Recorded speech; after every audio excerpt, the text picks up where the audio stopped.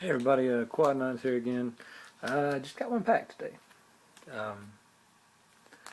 Went by my shop today, picked up a couple cards from my cube and my ADH deck, and just grabbed one pack.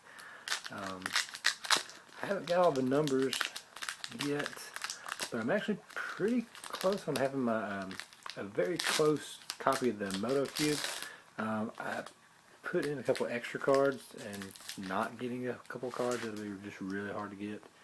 I am still going to try and get the dual lands eventually. I've got a couple right now. Those are really the biggest things. There's a couple other little random old cards that are quite a lot, but like I said, I'll probably replace those with something similar feel, but maybe a little different.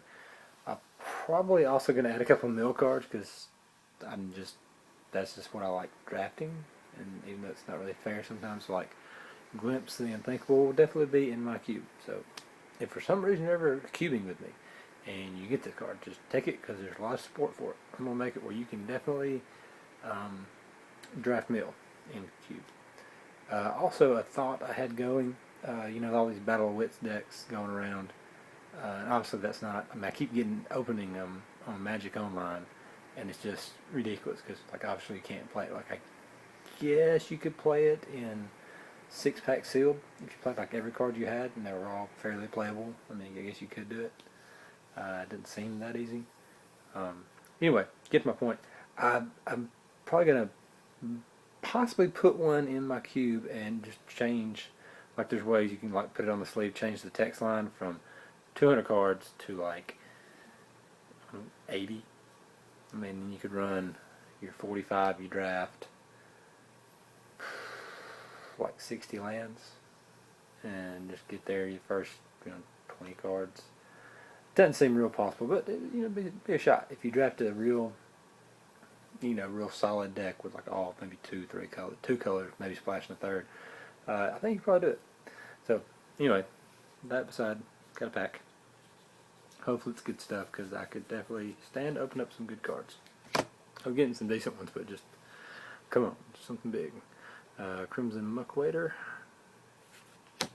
Harbor Bandit, and getting all the ally colored beaters. Vampire Nighthawk, and hey, Cathedral Wharf. I was just looking at one of those. Good deal. Thing seems pretty good with like Geist of Saint Trap, for example. I actually put a Tricks of the Trade in one of my blue-white decks with Geist. The guy gave me a big question. The guy put a big question mark, like, well, why is that in there? Because I put it on a Snapcaster Mage, actually. And I was like, well, if you got the gut shot, I'm just dead. But it made me win because he had a blocker and he's at 3. So it's like the only way I could win there. But yeah, I was like, yeah, that's for Geist of St. Trapped. Which I played Steel of the Godhead in Modern with Geist of St. Trapped. I did deck for that before. Put it on a blue or white creature. Obviously, he's both. I think it's a white creature gets +1/+1 in lifelink. It's a blue creature gets +1/+1 in unblockable. So you put it on Guy, since a 4/4 lifelink unblockable. This isn't that good, but it's in standard, so seems okay. Like, put it on a hexproof guy.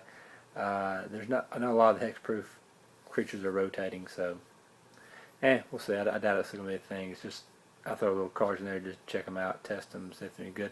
Like I did that with Redirect. I've talked about it before, and I've more than me are playing it now. It's like actually a kind of sideboard tech for blue decks against Bonfire and other targeted removal and whatnot. But just you always keep that in mind if you can. If you got a spot here or there,